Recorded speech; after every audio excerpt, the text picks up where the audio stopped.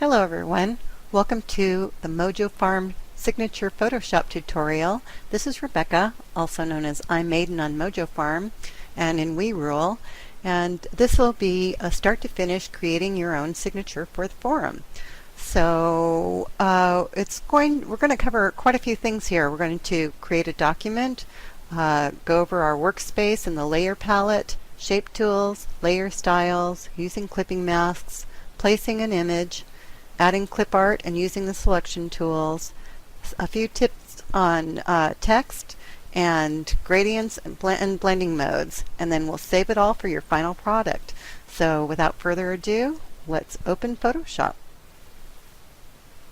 Alright, here we are in Photoshop.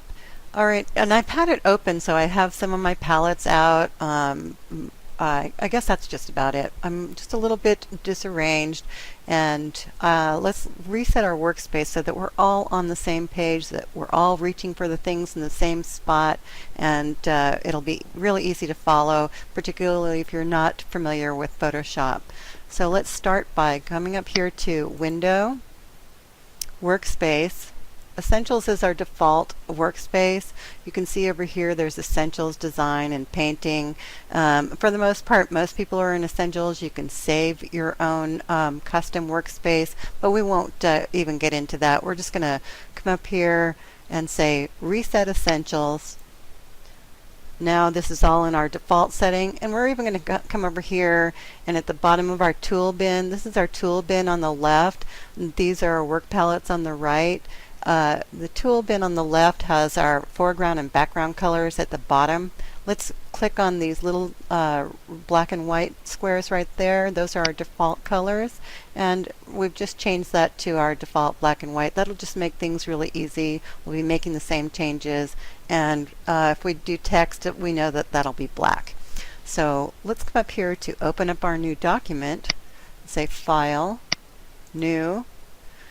Okay, this is the size that I've chosen to create our signature, and you can see that the web is always a resolution of 72 pixels per inch, and if we choose a height of 150 pixels, you can see that's going to be just a little over 2 inches tall, so that's plenty big enough for the forum.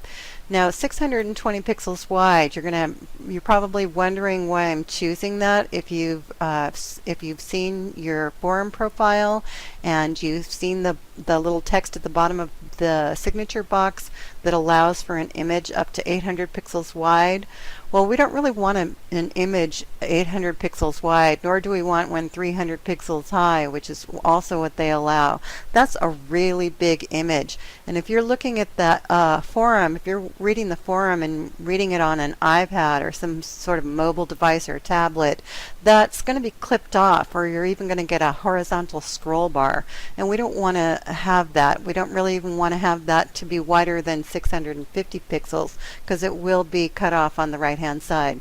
So we'll stay under 650 pixels, and we'll just go with the 620. I'm also going to go with the default background color of white, because even though we're going to hide that in the end because we're going to have some transparency, the white really shows up our drop shadows and any style effects that I'm going to apply, because it's really difficult to see that against the checkerboard background of the transparency, and you'll see that when we get to that stage. But for right now, we'll just leave that at white, and we'll just go ahead and click OK. Okay, now I didn't even save that, so let's go ahead and save it real quick, and so we'll have our working file. We won't have to worry about it. Let's name it and save it. So we'll say Save As. I'm going to save it in my workshop folder. I already have another PSD file here that I worked on before, so and it's basically going to be the same file. So let's name it the same. I'll just click on it so I can get the same name to come up. But I'm going to add a 2 so it doesn't overwrite my old file. And it's obviously a Photoshop PSD file as the format. And I'm going to save that. Now obviously I want to see this a little bit bigger, and I can either use the zoom tool where then I can see the context menu where I can zoom in or zoom out or see actual pixels or say fit on screen, and see that fills up my whole screen. And you can see that down in this left hand side it's at 254% or a little over that, and but I'd like it a little bit smaller because I'll probably be dragging out my layers palette and things from over on the right hand side, and because these can be just torn right off and put out here onto your workspace and expanded depending on what you're working on. Sometimes you'd like to get a better look at what you're looking at, especially when you're starting to adjust styles, and you'll see that, and I will drag it out there. But I just wanted to show you that that can do that. Let me just go ahead and put it back. You can see that it's going to highlight the blue section of where the channels and paths are. I'm just going to put it right back where it was. And see, it's only showing our background layer. Remember that Photoshop is all layers, just like cells of a movie, like an old animation where they're laying on top of each other. And so you're looking down through all the different cells and seeing your full image. Alright, so back to the zoom tool. You can either use this, zoom out, zoom in, or you can use the keyboard shortcuts. Photoshop loves keyboard shortcuts. There's a ton of them, and some of them are very handy to remember because that means that you don't have to change from the tool that you're using, and zoom out and zoom in is one of them that I use a lot. And depending on which platform, control for the Windows, command for Mac, you push your control key, minus to zoom out, plus to zoom in.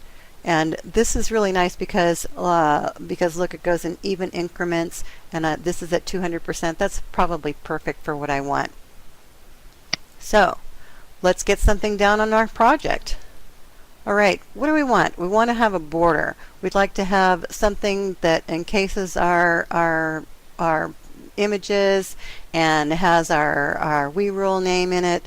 So let's have a border. So we're going to start with a basic shape. So let's choose our shape tool down here.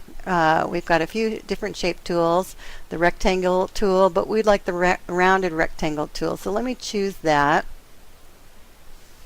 This is our radius up here. If yours isn't set at 20 pixels, go ahead and change that to 20 pixels. More pixels if you're going to want a softer, a rounder, more pill shape, but or a sharper, bring it down. I think 20 pixels is about perfect for this project, so let's just go ahead and click and drag. Okay, and this is going to be another keyboard shortcut.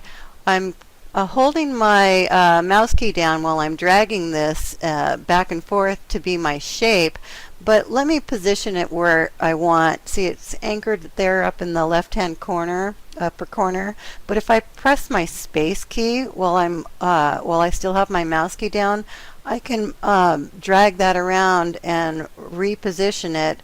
So let me put it right about there so it's even on the left and upper sides. And then I can drag it out to the size that I want. So let's drag it about that big. All right, there's our shape. Now let's take a look at that in the layers palette.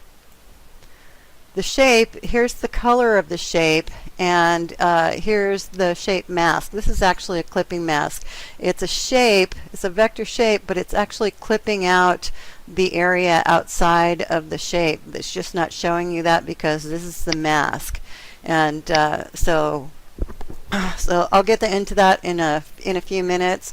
But let's just say that everything inside is showing you this color on the left, and this is our shape. If I were to bring down our fill, though, it would make that to go away. See, almost like an opacity. But opacity is for the entire layer, fill is for the shape. And so I'll talk about that in a minute too. Maybe I'm getting ahead of myself. So let's bring this in a little bit. Oops, come on. All right, so we don't want a solid color, or I don't want a solid color. I'd like to have a border around this. So I can do this a couple ways. I'm going to show you real quick that this is our effects or styles. I can add a stroke right here. My default is black. Let me change that to blue. If I click on this little rectangle of my color, it brings up the color picker. I could change it to red or whatever color. This has a ton of colors, way more colors than you probably want to use. So I'll just go over here, and you can see in the top of my palettes over here, I'm going to click on the swatches, and that brings up a much more limited amount, a lot easier. I can pick at least in the range that I want to be in, and you can see that already the color picker changes to the color that I've chosen, and then from there I can choose a variation of that color. I'll just choose that blue and say OK. Now this is you can't even see, even though I have the preview here checked, you can't even see the stroke because it said only 1 pixel. So let me bring that up. Oh, you can see already we have a problem because the stroke is going to be want to be positioned on the outside. Let's change that to be on the inside. Okay, and 10 pixels is probably good. So let's just change that. Well, that's pretty boring, isn't it? Because it's just a flat blue, and we've still got the flat black going on. Okay, now here's where I can show you the difference between a fill and opacity. All right, we've got the stroke on here. If we bring down our opacity, it's going to bring down the opacity of the entire layer. You can see that this blue layer is our shape layer, and that is our active layer. That's why it's blue. If we bring down the opacity, the whole layer is going to go away as we bring it down. If we bring down our fill, that's just bringing down the fill color and not the stroke. So we can still modify that if we want to. So you can see that we put that stroke in there, and if we want to now do something else to it, let's just double click that stroke. Okay, well now we can see it again, our 10 pixel stroke. Let's say we want to bevel and emboss it too. Let's go ahead and check that and pull up that menu. Okay, you can see we've got some highlights here of white and the shadow of black. That's really, really boring, and but it's the default. It's at 75 of your opacities of your effects there, and only a depth of, or a size of 1 pixel. So let's change that a little bit, get a little bit more roundness going. And if I were going to keep this, I probably won't.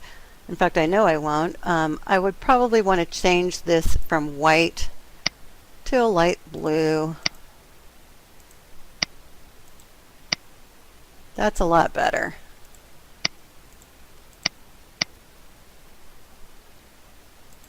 Say OK. And then this is really dark, so I'll probably want to bring down the opacity of the shadow.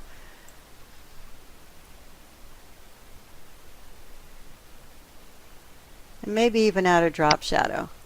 So I'll click up here. This is our size. And this is our distance.